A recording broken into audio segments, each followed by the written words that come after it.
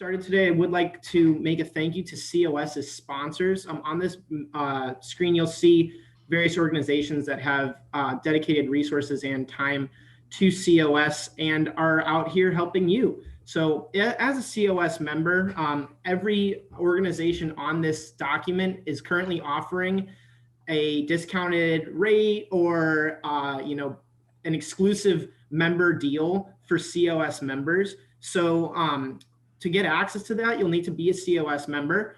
And there's a web page that we have that has all of the benefits that COS members will get.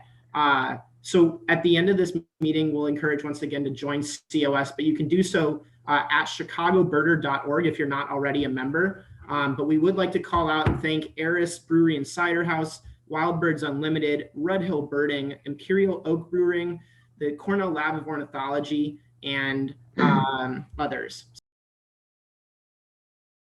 Thank you for that intro, Nathan. My name is Edward. We're going to be kind of co-anchoring this evening here, but this is very much sort of instead of our sort of formal presentation style, we're going to keep this nice and casual, conversational.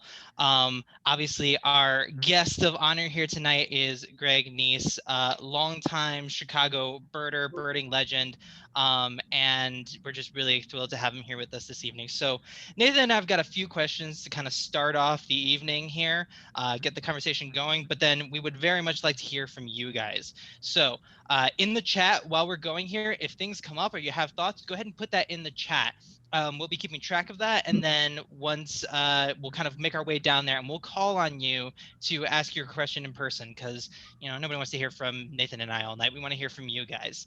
So without further ado, I think we'll go ahead and kind of turn questions over to Greg here, and I'm going to start with an easy one. So which is, yeah. I'm seeing. So do we? Is it just? So this format's going to be basically you'll be on camera like everyone else, but if you do have anything on your screen to share, obviously we'll go into presenter mode.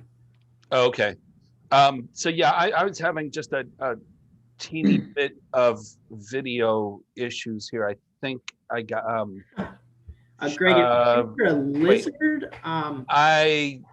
I'm not a bearded dragon. I think you might have a bearded dragon. I've got on. My wife was messing with my computer, and I don't. Oh boy. So you're not a bearded dragon, though. Right? Well, actually, now that I think about it, I actually am. Oh, look at this! I can drink through my neck. This is awesome. Hello. Good afternoon, Greg. Evening. Good afternoon. That reference is definitely going to hold up well with this recording. I tried so damn hard to get that cat, but it's impossible. I heard you need a Dell. I was about 10 years old. You need like a 15-year-old Dell computer to get that cat. Well, Greg, thanks for joining us today. I don't know if you have a sort of a canned introduction for yourself, or if you'd. That was it, man. That's what you get. That was it. Bearded dragons. Bearded dragon. Yep. So, Greg, well, I've been a birder in the Chicago region for over almost 12 years now. I remember when I was younger, I referred to you as Mr. Neise. I've eventually gotten to Greg. That was funny. So things do change.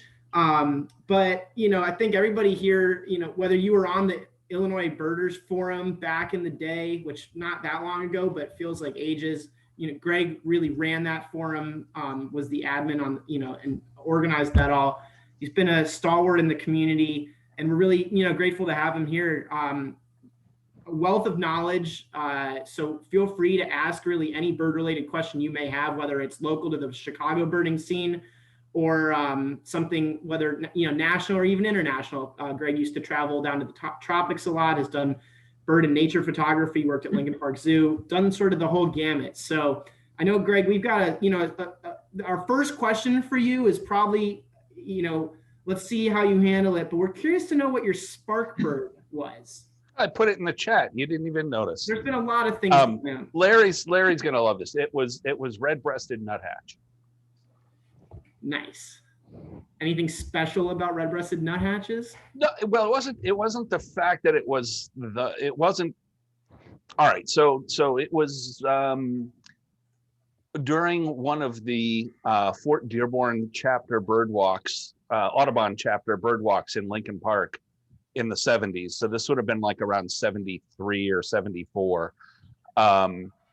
And some really great people were leading those bird walks. And one of the people who led that bird walk was one of my mentors.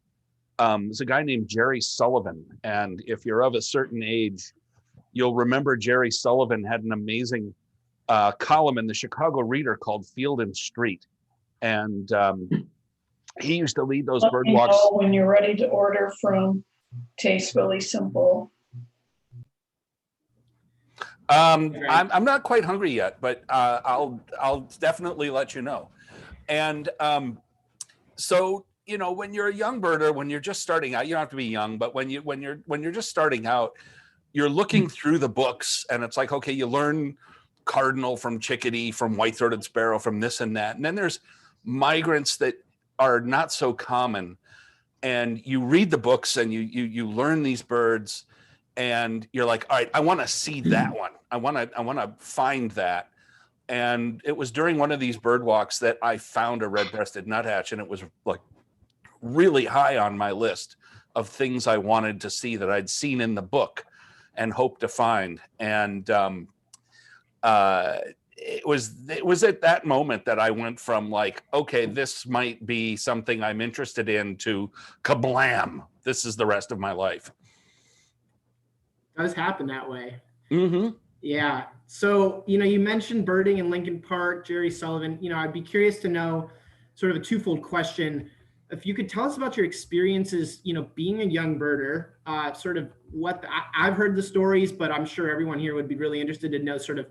I haven't. I want those stories. Yeah, how you got to where you really are now, what the Chicago birding scene was like back in the day, how it's changed, and some of your mentors. Well, I'll even point out that, like, Nathan and I were some of the earliest members who started the Illinois Young Birder Group.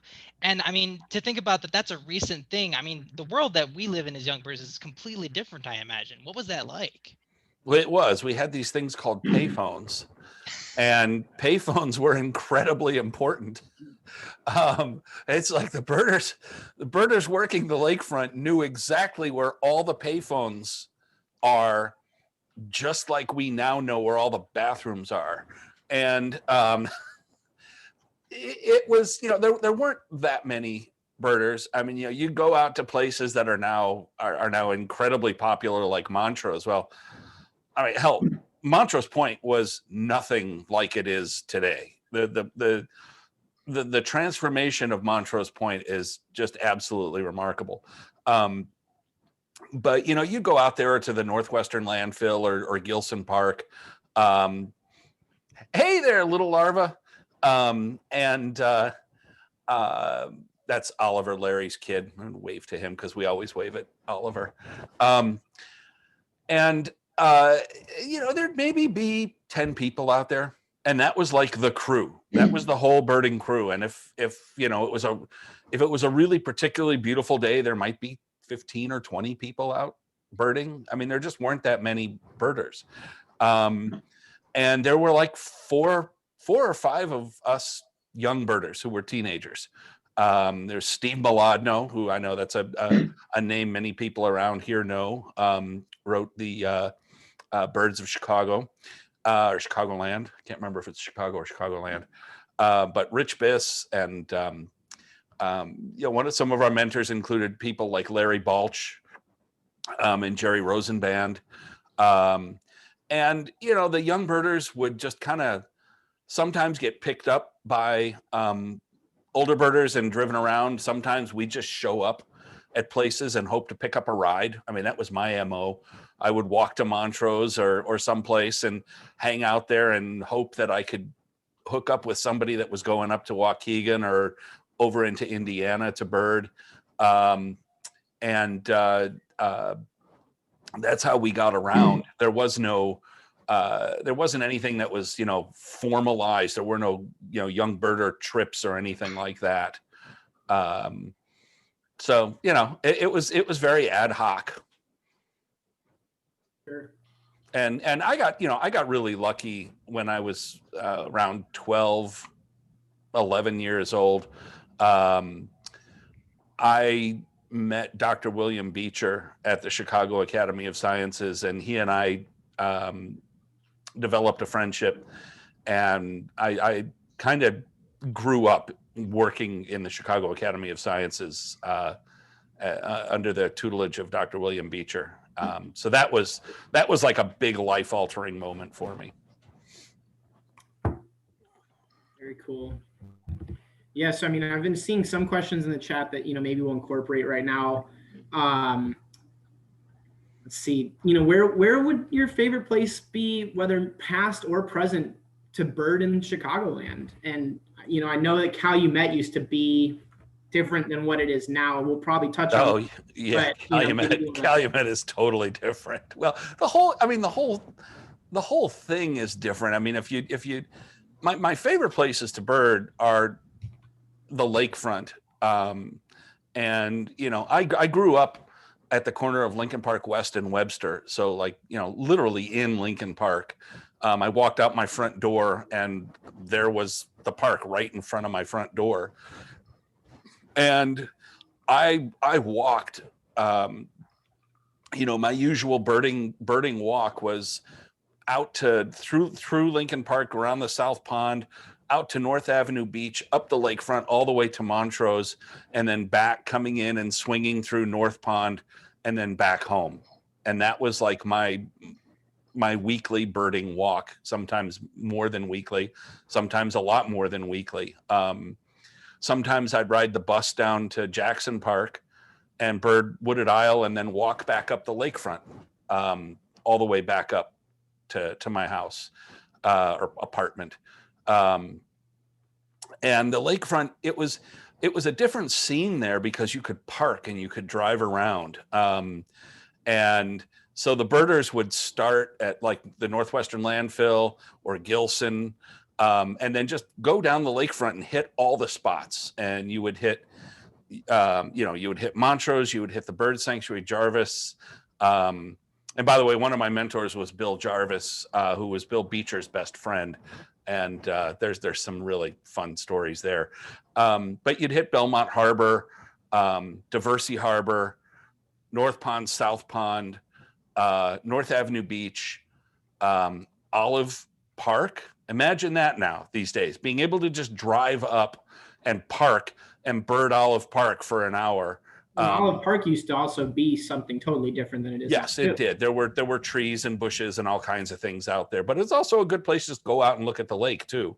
Had a couple of interesting things happen out at Olive Park, and then just continue down the lakefront. And also, back then we would, the notion of state listing wasn't really that big of a deal. We had defined the Chicago area, and the Chicago area was the big deal. And we would bird all the way around to Berrien County, Michigan, and down to what is now Kankakee Sands, over to Goose Lake Prairie, and out to the Fox River and up north into the Chain of Lakes and into southern Wisconsin along the lake. And that was like what the Chicago birders considered the Chicago area. And the state boundaries didn't really mean too much. I think I spent as much time birding in Indiana as I did in Illinois for quite a lot of that time. Yeah, and that, I think that's something that's changed a bit. As someone who's big on state listing myself, I feel very confined to those borders, but so much potential. I mean, you mentioned free yourself, baby, free yourself. Yeah, I mean, Kankakee Sands, what? And Miller Beach, I'm sure was something Kankakee Sands back then was called the Old Prairie Chicken Refuge. Wow. So things have definitely changed. I mean, you mentioned some interesting things at Olive Park. I think I know of one of them. Maybe you care to share some interesting. Oh, well, that's the best bird I've ever found in the state, ever. I mean, that's the best, like, rarest thing I've ever found. So just walking. So I haven't been to Olive Park in so long. I don't know what it looks like now. But when you would walk into Olive Park on the right-hand side, so you got the beach on the left-hand side, and on the right-hand side, there's a grove of locust trees, and it's kind of a heavy grove of locust trees.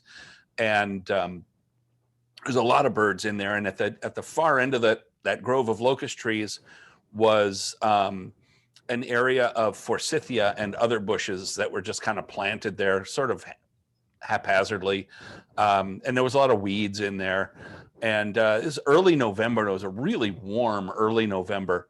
And I was just walking through there and just kicking up sparrows and stuff. And I'm going back through the bushes. And as I'm walking through the bushes, a grackle flies up and lands in front of me. Except it wasn't a grackle, it was a groove-billed ani. And it was what was thought at the time to be the first state record of groove-billed ani. It was later determined that it was actually the second by a couple of weeks or so, I think. There was one downstate that took a while to filter, for the information to filter up. So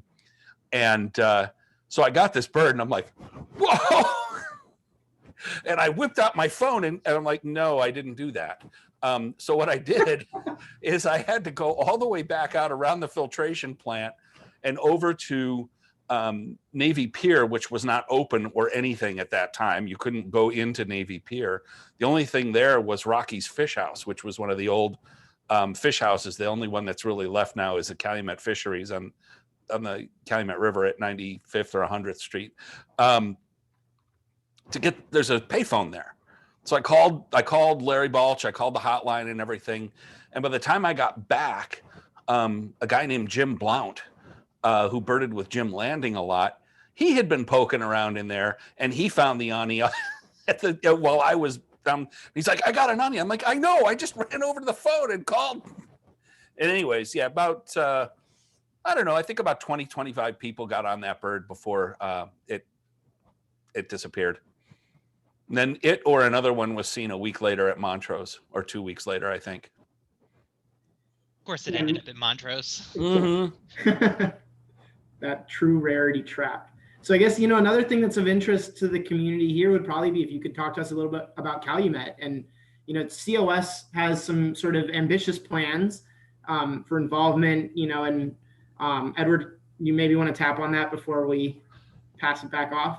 I mean, no, I think there's a lot that we could say about it, but it's not about that. But I mean, certainly it's understood that Calumet is tremendously valuable for birds and habitat in general for a lot of different species. And, we're making that a big priority going into this new year with a lot of different cool projects. And, I just thought it was interesting because I had a conversation recently with a friend about how as we bird Calumet now, this is sort of a baseline, an expectation of like what this is, but there's always, there's this thing called shifting baselines where it's like people who were birding Calumet 30 years ago, their normal is completely different from what my normal is now. And, I just think it's really interesting to think as we embark on this journey to try to raise the profile of birds and make Calumet, the hub of a really big hub of birding again.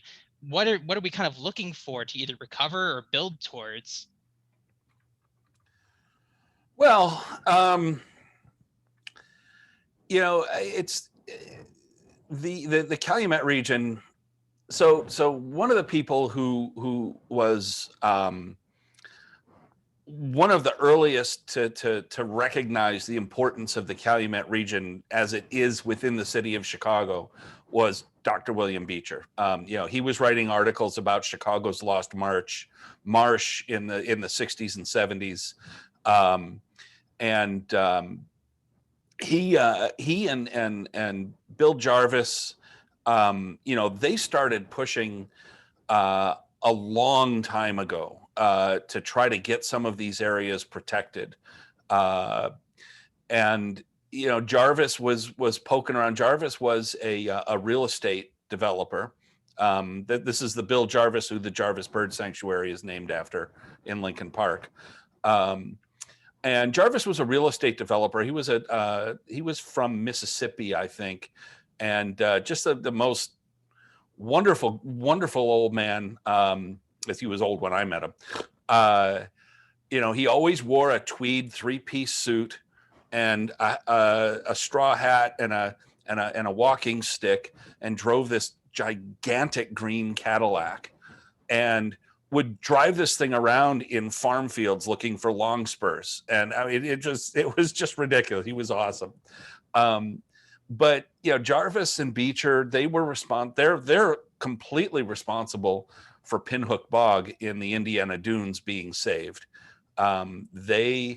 Jarvis in particular would find out who owned these properties, and with his Southern drawl and his just personality would go in there and talk to people and just tell them how important the land was as habitat, and talk them into either selling to the right people or selling for the right reason, or, you know, if they could, donating it.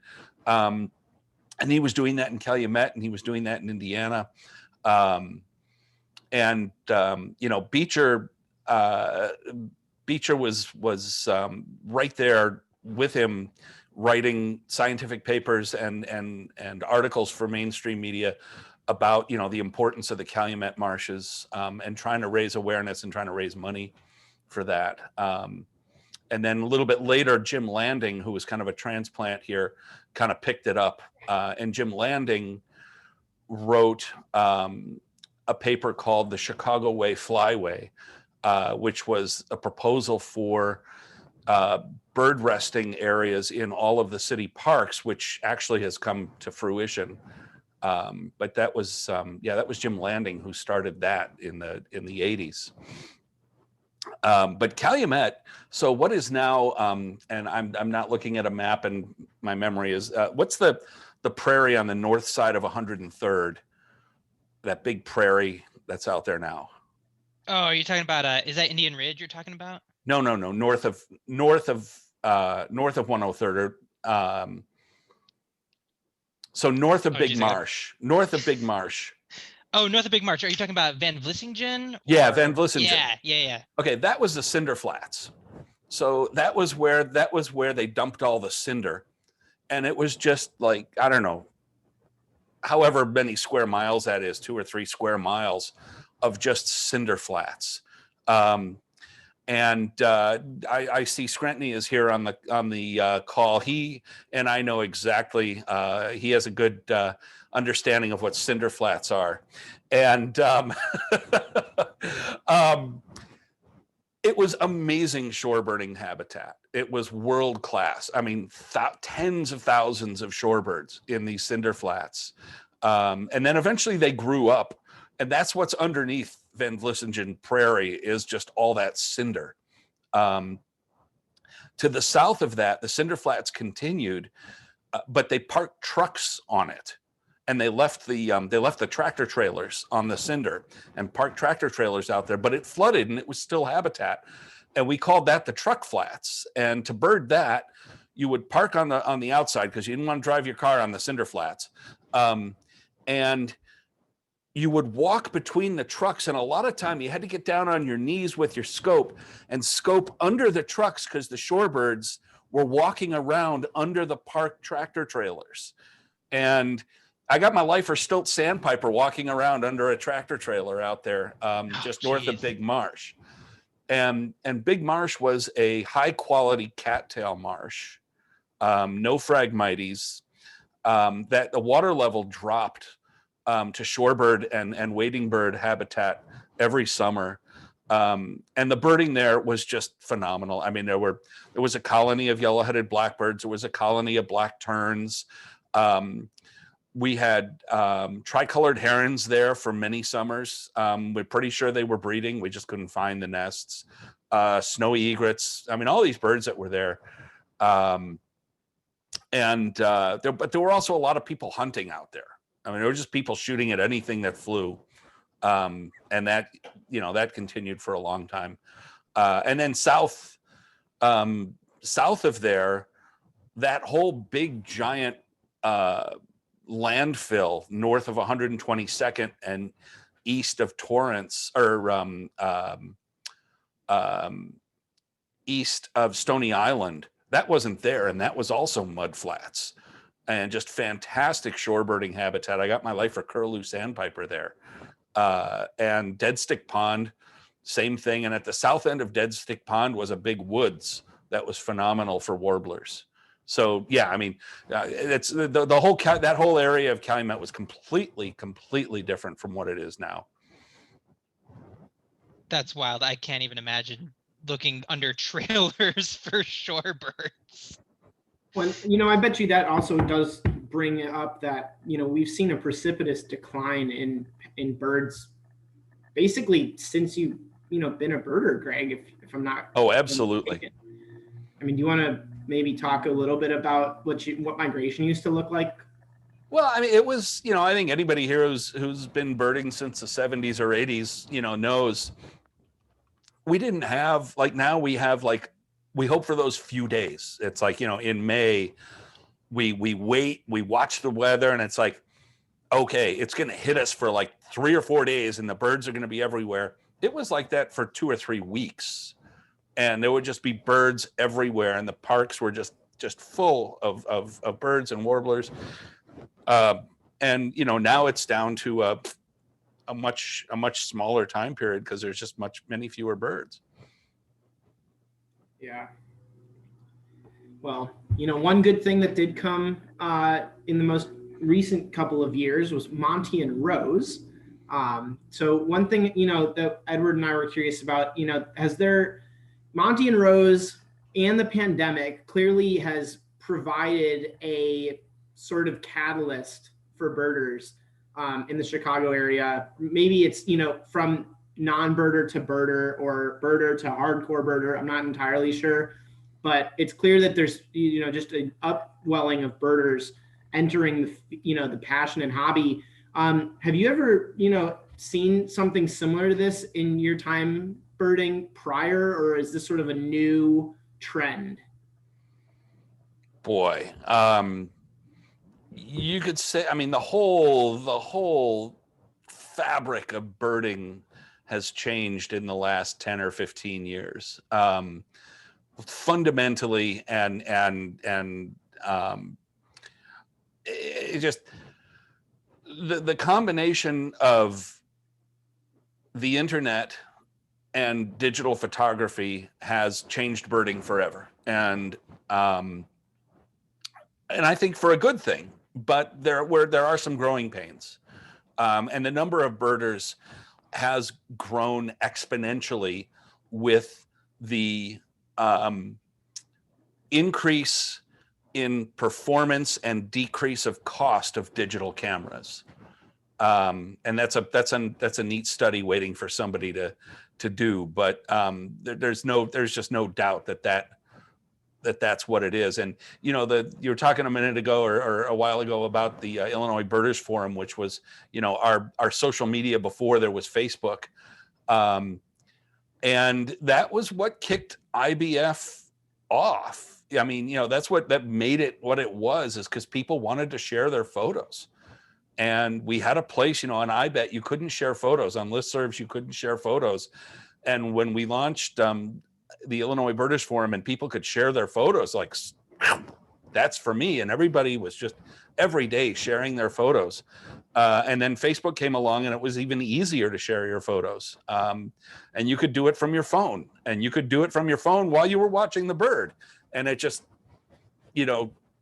went from there. But the effects of social media and cameras on birding it's been amazing.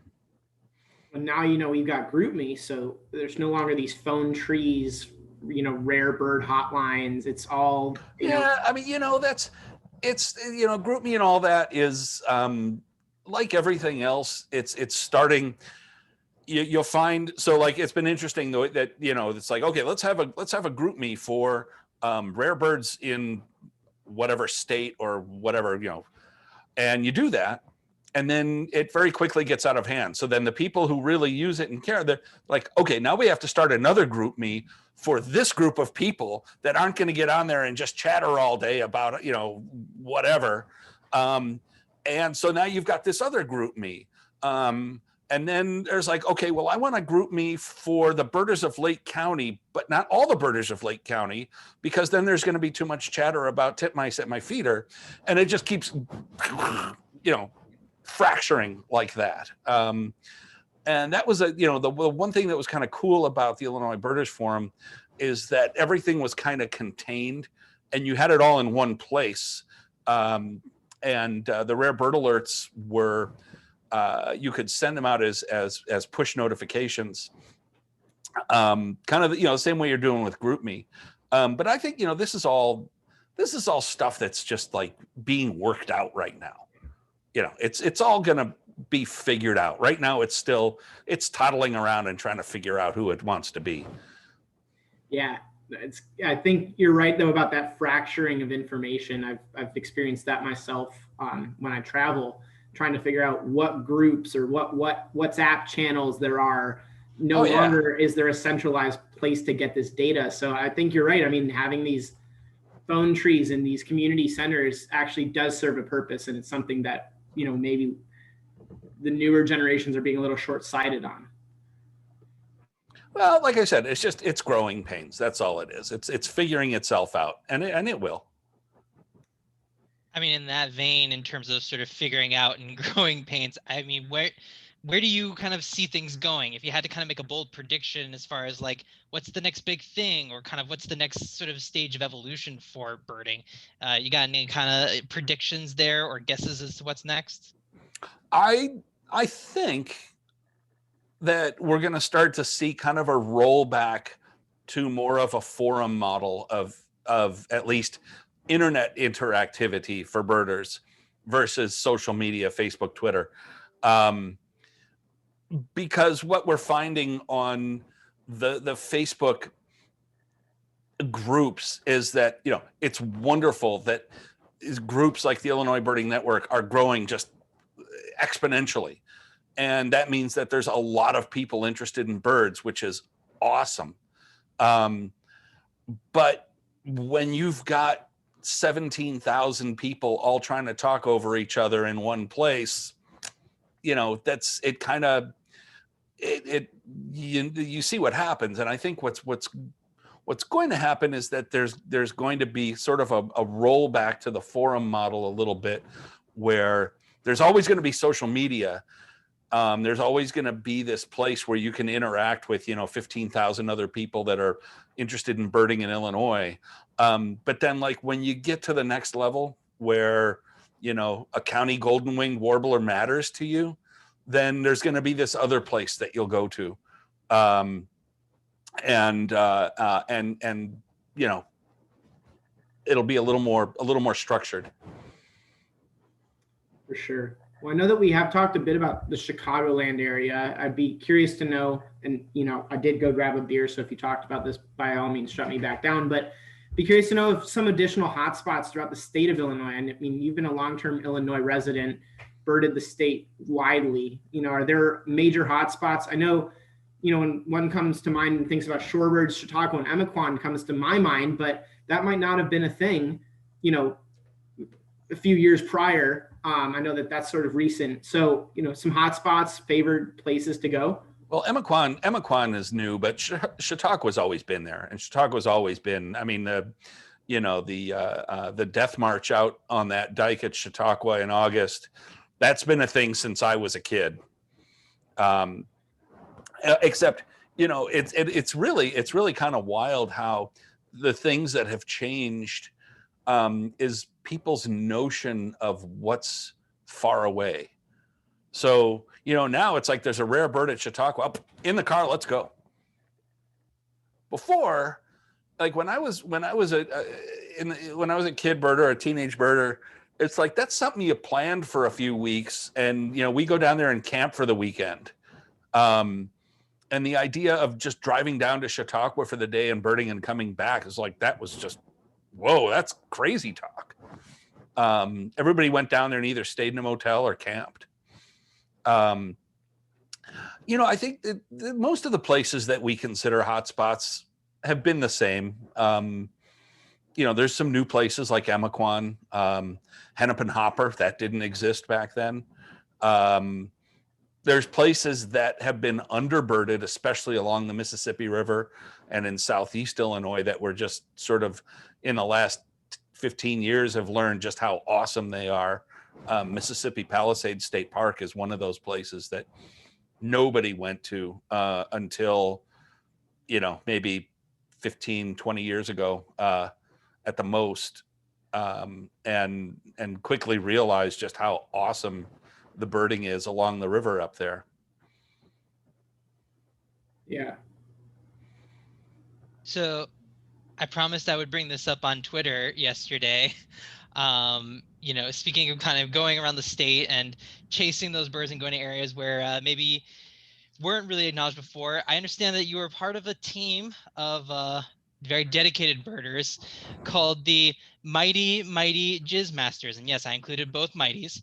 Yes. And to those who are uninitiated on the meaning of that term, it's not what it sounds like, or maybe it is, depending on. Several of us are here on this call. So first and foremost, Greg, explain yourself. What's with this name? And second of all, what was the significance of that team? What did you guys do? We kicked ass and took names is what we did. Or took names and kicked ass. But it's our big day birding team. And I see Screntny's here on the call, and Cratalis, and I don't know if Adam is on the call. There's so many names here I can't see, but Josh Engel, who you all know, is part of the team. Amar Ayash. I'm gonna forget names because I'm trying to think of names, and that when I try to think of names, I can't think Jeff of names. Jeff is in the chat here, but you all know who you are. But it started back with me and Screntny, and we're looking at the list of big days, particularly in Northern Illinois, and looking at those numbers and looking at those records and realize there's a lot of low-hanging fruit there. And so we just went and started methodically knocking them all off. And just, as we're doing that, we're like, okay, let's go for this, let's go for that, let's go for this, let's go for that. Just getting bigger and making the area that we were focused on wider. And we started going for the state record big day, which took us, I don't know, 6 or 7 or more tries to finally get there. But the name was coined by Adam Sell. And his nickname is the Jizz Master. And we decided to name ourselves after Adam and become the Mighty Jizz Masters. And for those of you who don't know, that word jizz means gist, like birding by impression. So I get the jizz of that thing. And it's, if you Google the word bird, the word in birding, and there's actually a paper written about the etymology. There's definitely a double entendre there that raises some eyebrows, and we like that because we like to raise eyebrows. So we started working on the Illinois big day and trying to figure out how to do a big day without including the city of Chicago, because the city of Chicago is where big days go to die. And because you can't drive around, and it's just too hard. The habitat, you have a fantastic day at Montrose, but then you've got to get someplace else. And by the time you're done, the traffic is terrible, and it's not doable. So with the help of Andy Sigler and a few other people, but particularly Andy Sigler, we put together a route that strings together some of the best habitat in Illinois, and has a collection of breeding birds, has 146 breeding birds. So by May 15th, most of those breeding birds are on territory. So we would scout out and find out where all these birds were on territory. And so we had pretty much 140 in the bag that we had already staked out. We know these birds are on territory, they're singing. Now it's just a matter of trying to get that other 50 birds. And our record, which we hit twice, is 191 in one day.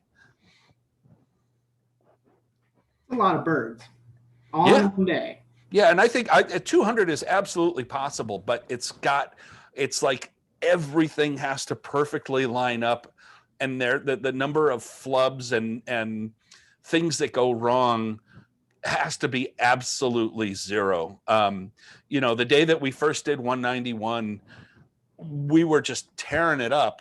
And then we got to a place that 2 days before we had scoped out, and it was full of shorebirds. It was dry. It dried up in 2 days, and the birds were all gone. And we had to completely change our strategy and change what we were doing on the fly. And it worked out, but you know, that's the difference between 190 and 200. Sure. If I recall correctly, and not to, cause any, consternation, but maybe that's the wrong word, but there were additional parties trying to also beat this record in the same year. Or at least there were, some competition internally. It wasn't just you guys just setting out, blazing the trail and walking away. Yeah, we don't speak of them. Birding is competitive, but always friendly, Greg. No, well, actually, it was what was really neat. What was really neat is that we've been trying to break this record that Bob Hughes and a bunch of other people set in I think it was in the 90s. Yeah, per the chat, it looks like May 17th, 97. They had 184. Right. And that was the number to beat, was 184. And to put it into perspective, hitting or getting above 170 is incredibly hard. And so once you're up above 170, you're in rarefied air. And getting to 184, we tried a whole bunch of different methods and ways. And, the way they did it was to start in Danville, where they got Chuck Will's Widow and Carolina Chickadee, and then come up and then bird the lakefront and go up into Lake County. So that was their strategy. And we traded for our strategy starting up in Joe Davies County and going down the Mississippi for a little bit and then skipping over to the Illinois and following the Illinois all the way down almost to Springfield and then down into Brown County. And then at night coming back and birding until midnight, coming back up the Illinois River. I think the first one that we did, 191, I think Jeff drove 840 miles that day. I've got all these stats written down, but I didn't know I'd be grilled on numbers tonight. Although you did kind of, Edward, sort of say you were going to grill me. I didn't mean it that way. But so anyways, that week, McMullen and Seifert and those guys ran a big day and got 187 a week before we were going to run ours. And we're like, oh man. So now we had a new number to beat. So that number had sat for, a decade or more, just waiting to be beat. And then the week before we're going to do it, along comes the Southern Illinois guys and they beat it. So now we had to beat them. North versus South, constant struggle. Oh yeah. So, I've been looking at the chat. Some questions came up earlier that I think are pertinent now to include in this sort of ever evolving conversation on lists and, totals and birding competitively. Do you have a perspective on why, state boundaries, county boundaries, and your lists really, like, I don't want to say matter, but, why that's so motivating? And, in addition to that, maybe you could talk a little bit about the honor system versus having to document and what that all looks like. Well, because of the game. When you have a game, you've got to have boundaries. So, the game is, I want to find the most birds in what? You have to define, and the state boundaries are easily defined. So it's, and county boundaries the same way. And, Nathan, as you know, you can have a lot of fun with birding, with county birding, and doing it different ways. It's not just, okay, I want to try to find the most birds in Cook County. It's, I want to try to find a certain number of birds in every county. We have birders, like, again, I mentioned Sigler a couple of times. I think he has 250, and you'll probably know this off the top of your head, Nathan, 250 in every county. Not that high, but it's very, very high.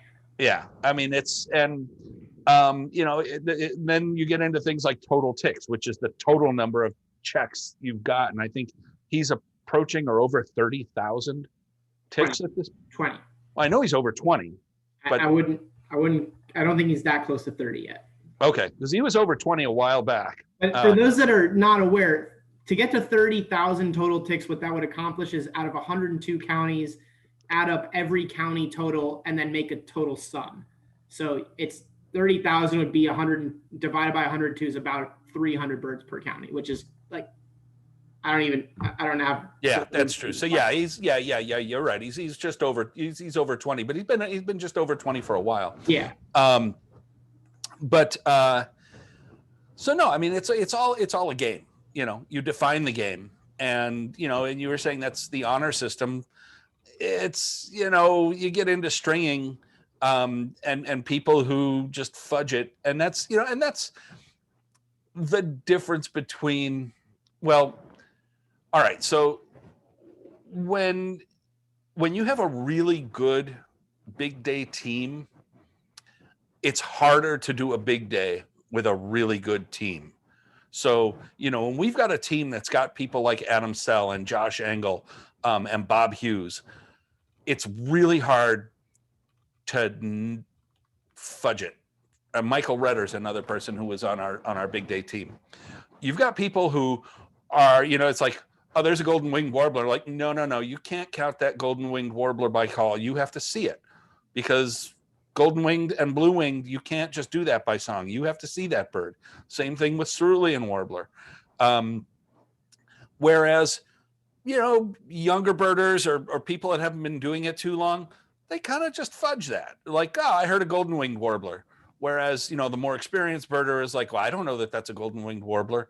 And that makes getting that big day number much harder when you've got that level of list integrity, which is something that, we work for very hard.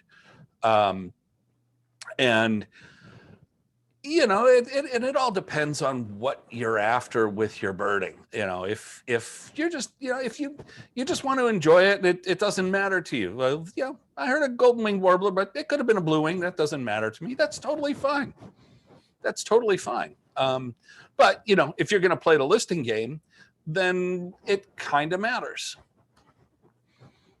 Sure. Well, yeah, if you're playing a game, you got to play by the well, everybody's got to kind of be on the same level. For sure. Well, I know that we're heading towards the top of the hour. I would love to open this up, Edward, as well, probably to audience questions. So, if you have a question, maybe put it in the chat, and then we can refer to your question, and then you can go off mute and ask Greg directly. Are there any outstanding questions that anyone here would like to ask Greg directly? Well, it looks like Alicia Obando, you had an interesting question that just popped up there in the chat. If you want to kind of ask that yourself. Actually, I wanted to ask my earlier question, if I could, about backyard bird feeders. How, when you live in the city, it's a very urban, very small backyard.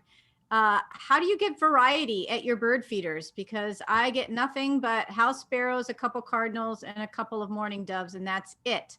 And I have other urban backyard birders who get a bigger variety. So what could I be doing differently?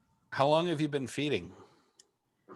About a year, but I've been increasing the number of feeders and the variety of food over the last 4 or 5 months. It's really hard to say. I mean, I've got one of those silly little bungalow postage stamp backyards that, it's 35 feet by 25 feet, and it's all a brick patio with a little tree. And I've got feeders out there, and I've got, I've had some amazing birds from my yard, but they're mostly flyovers. And that's a fun thing to do, is to just watch what flies over. But getting birds to come to your feeder, it depends on what's in the neighborhood. And, if you don't have habitat in the neighborhood that'll draw birds near your yard, then it's harder. I've got the same group of about 35 to 50 house sparrows that I call the motorcycle gang, that they're constant. And I've got house finches, cardinals, and now I've got juncos. What's interesting is I've got a green ash in my backyard that's finally gotten emerald ash borer and is dying. And the woodpeckers, the downy woodpeckers, are tearing it apart. But now a hairy woodpecker has shown up, and I have a hairy woodpecker every day that is tearing apart my ash tree. And it comes down and gets suet. But that's a bird that I really hadn't seen, years before. I've been here for 20 years, and the hairy woodpecker just started showing up in the last couple of years.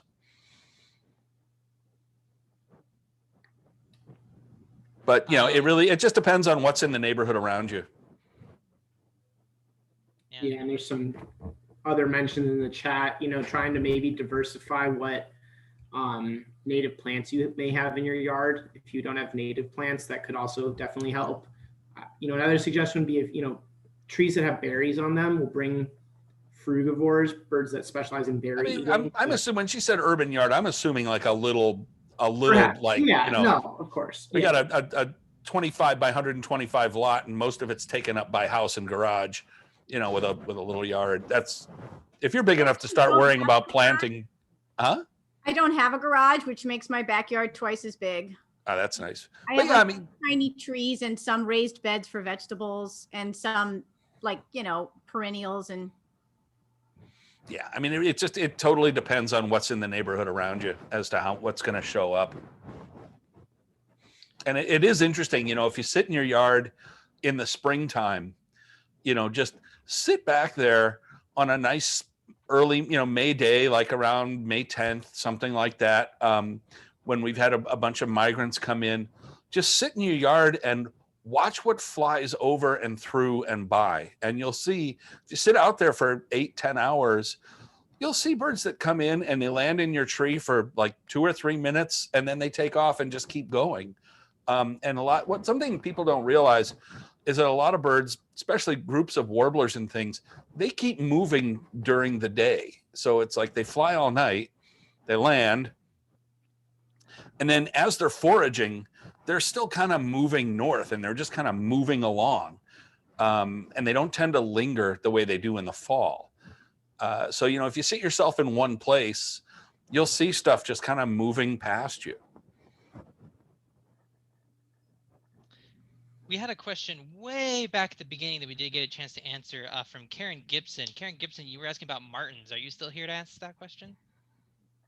I am. Hi. Greg, I just remembered way back some old time birder told me that there had been purple martins that used to roost inside the Lincoln Park Zoo. Do you recall anything about that? Not inside the zoo. And I've lived inside that zoo since 1972. But the purple martin, there used to be a huge purple martin roost at Montrose. And especially in the trees at the mouth of the harbor where that little hook comes down on the outside, those trees at the right time of year, I forget when the martins would come through, but there'd be tens of thousands of purple martins. Those trees would be just full of purple martins for, a week or so, and then they would move on. That may be what people are thinking of. And I just can't recall who it was who told me. But and monarchs too. The number of monarchs was outstanding. And that the fence line that goes along the golf course from Montrose south to that fence would be covered with monarchs. Roosting at night, yeah. If Al Farrar is still here, he had a question about birding. I think he said Northwest Illinois. Al Farrar, are you still here? I know we're getting past 7, so some folks are dropping off. Okay, it doesn't look like it, but he just had a question early on about kind of what areas, hotspots you would recommend in Northwestern Illinois. Boy, Northwestern Illinois is like its own thing. And that's an area that Jeff and Larry and Adam and all of us, we have spent years researching how to bird Northwest Illinois, all the little hot spots and all the little nooks and crannies and everything. And still I feel like I could spend every spring out there for the next 5 years, 6 years, and still come up with all kinds of new places. Mississippi Palisades is one. It is it can be just absolutely mind-boggling amazing.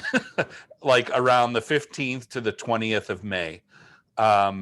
You have an assembly of breeding birds there that is spectacular, and the migrating birds that come through, and the habitat, and just how beautiful it is and wonderful it is to be out there. You put it all together, it's just amazing. When we do our big days, we start up at the Lost Mound unit of the Upper Mississippi Wildlife Refuge, which is the old Savannah Army Depot. And we bird there in the dark. And after that, we hit a few other places and then come down and do Mississippi Palisades after it opens at 7:30 in the morning. And we generally bug out of Mississippi Palisades by, 7:30, 8:30, before 9 o'clock or by 9. It depends on how good the birds are. But by the time we leave, by like 9 o'clock, we're way over 100 species by that point, just to give you an idea of how birdie that area is. And, we're talking like, and an amazing collection of birds. It's just, you just gotta go up there and just poke around. We did have a question. and learn what birds sound like, because the forest up there is dense, and you gotta learn what different things sound like. But Mississippi Palisades, I think, has 13 or 14 breeding species of warblers, including things that we don't think of as breeding birds in Illinois, like black-throated green and black and white warbler. We've had summering winter wrens. Here's a little bit of trivia. The most common woodpecker in summer in that stretch along the Mississippi River is yellow-bellied sapsucker. Building off of that, we did have a question from Joy Ganvik. If you'd like to unmute yourself, feel free to ask Greg. I know you got some feedback in the chat, but maybe we can get Greg's impression too. Yeah, thank you, Jeff, by the way. I feel like I'm really hearing challenge. I can hear fine, by the way. My hearing works, but I stink at identifying birds by sound. Like, even my normal backyard birds, I was perplexed for an entire week about this weird sounding bird, and I tried everything. And guess what? It was a stinking cardinal. I love cardinals, but it was just, we have them everywhere here. So, Boy, have I got some advice for you. Let's hear it. There is a wonderful little app for your phone called Larkwire. Oh, I don't know that one. Oh yeah, get Larkwire. Okay. And Larkwire is a little game. It's phenomenal. What it does is it groups birds species together that sound similar. So like, for cardinal, it would be like the clear whistled notes. For American robin, for instance, it would group American robin with rose-breasted grosbeak and scarlet tanager and summer tanager and all the things that sound like robins, but you can't quite tell them apart. Okay. And it has different varieties of each song, and you work through these things in groups of 4. So you play one, you hit play, and it'll play the song, and it gives you 4 choices. What is it? And you tap what you think it is, and then it tells you if you're right or wrong, and it just keeps rolling you through them. And as you go through them, you learn them to the point where after you do it a few times, you're like, boom, boom, boom, boom, boom, boom, boom, got them all right. Because you learn the things that, even though you're hearing all these variations, you hear the thing that binds them together. Mm-hmm. So you'll hear the burriness of a scarlet tanager. You'll hear how it's not as burry, how a summer tanager is more liquidy and faster than that scarlet tanager. And I could describe that to you till I'm blue in the face, but until you've heard it 3 or 4 or 5 times, you're not going to get it. And that's what Larkwire does. And it doesn't just repeat the same one. It's like scarlet tanager A, scarlet tanager B, scarlet tanager C, but it doesn't tell you that it's A, B, C, D. It's just it's a really, really cool little app. Oh, that's great. Thank you. That sounds like it's right up my alley. Every birder should have lark wire, and every spring, like those of us, we on our big days and stuff when we're driving out in the dark, we sit there with lark wire and just refresh because Awesome. you haven't heard these birds for a year and it's hard to remember what they sound like. Mhm. I mean, right now off the top of my head, Tennessee warbler and Nashville warbler. If I just heard one out of the blue, I'd be like, oh, geez, I'd have to hear that 2 or 3 more times to start figuring it out. Cool. Thank you. That's great. Yeah, don't feel bad for not getting your calls. I've been birding for gosh knows how long, and I still am garbage at my bird calls. It's everybody has their own learning curve and pace for that one. Well, and something you guys said earlier was ringing true. I'm definitely a novice. You guys are probably, I don't know anything compared to you guys on the call. I've just been trying for a few years now to little by little improve. But one of the things you said earlier really resonated, which is the social media bit, because I am kind of serious, even though I don't really know that much. And it does start to turn into a big love fest for look at the pretty pictures instead of like helping people learn and get. Well, which is totally cool. There's a good place and that's the problem. That's the problem that we find with social media is that you've got the people that are trying to learn, thrown in the same bucket with the people that want to share pretty pictures. Yeah. And it's just it's this big, it's a melee that needs to sort itself out. Yeah. And if you had told me, so we had I think at our peak just over 2,000 members in the Illinois Birders Forum, which we were like, wow, this is amazing. There's 2,000 birders interested in birding in Illinois. And it was one of the busiest birding websites in the world at the time, like in 2011, when it was at its peak, 2012. And then, Facebook came on the scene. And now I think the Illinois Birding Network on Facebook has 17,000 members. Last time I looked, something like that. It's crazy. It's crazy. The ABA, I work full time for the American Birding Association, and the ABA runs one of the Facebook groups we run is called "What's This Bird," where people can just post a picture and say, "Hey, what is this?" It's like 56,000 members. It's crazy how much birding has exploded in the last even just 5 years. And I definitely would actually also plug that group as well. It's great. Even if you don't have pictures you're contributing or you don't want to do the IDing, it's great to see what other people are IDing to be like, oh, that's interesting how people are responding. Well, and it is cool because you'll see people, there's probably 10 people a day posting cowbirds. And they're all just horrible pictures. I mean, some of the worst photographs you could ever imagine people put in that group. They're like, what is that? It's like a blur. Like, what is that? And we try to figure it out. But when you look, again, it's repetition.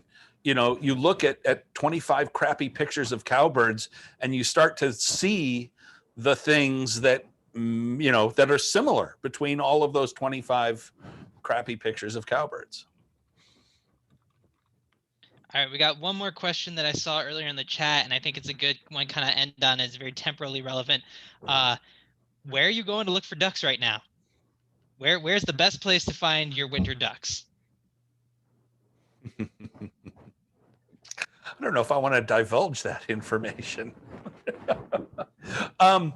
As it gets second best. Well, as it gets cold and everything's iced up, and I think I haven't been out to the lakefront this winter, but from everything I've seen, it looks like we're pretty well socked in with ice, which means one place that's really cool is the canal, the Illinois-Michigan Canal, like through Blue Island, like where the bend of the Calumet River at I guess what is that, 127th Street, the water reclamation, whatever that, I want to say CPAP station, but that's not what it's called. That's the CPAP's the thing you put on your face. But anyway, from there west, when it gets iced up, ducks pile in there, and we've had some just tremendous groups of birds, like a flock of 65 white-winged scoters, just like right there. They're not way out in the lake. They're just like right there in front of you. And oh, look, there's like 3 male black scoters in breeding plumage with them. And you can get, reasonably close and get good looks at them. But you have to drive along there and kind of pick your spot and figure out where you're going to go. It's not just like, pull into this parking lot and go birding. It's urban birding at its finest. You got to drive around and like figure out how I'm going to get in there and look. And, what we do is we drive over the bridges, and as we're driving over, slow down, like, oh, there's a bunch of birds down there. So let's get on the map and try to figure out how we can get over there. But that's always a really good place. But any place inland, there's open water when the lake is iced up like that. Sure. So on that note, I think we're going to go ahead and wrap it up here. So I'm going to end the recording and the live stream. We'll still hang out a little after if you guys have any continued questions or things you want to chat about. But I just want to let everybody know, thank you so much for being here this evening. I really appreciate you guys all taking the time and your patience for us hitting our Zoom ceiling here. I apologize for that. But again, just thank you so much. Virtual round of applause for Greg. Thank you so much for taking time in your evening to chat with us. We really, really appreciate sharing your knowledge, your stories. And yeah, if you guys are not already members of Chicago Ornithological Society, why not? You get awesome programs like this, which, I mean, yeah, they're free, but your membership helps us support and make these programs possible, free and available for everybody who wants to tune in and learn. And of course, you can also learn about all the nifty sort of benefits of being a member, like we talked about at the beginning of the program. But on that note, thank you all so much for being here. Have a great evening and weekend.